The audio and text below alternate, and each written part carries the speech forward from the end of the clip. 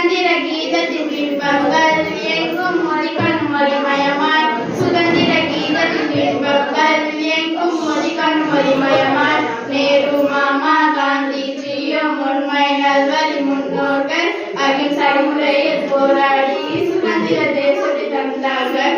பாரத சிற்பிகள் பாதங்களை கைகள் கூப்பி வாழ்ந்திடுவோம். சத்தியம் தர்மம் நீதி வலிமை அபிமானத்தோடு போற்றிடுவோம். அப்துல் கலாமை சொன்னபடி உயர்ந்த கனவுகள் கண்டிடுவோம். வீழ்ந்தாலும் சோர்ந்தாலும்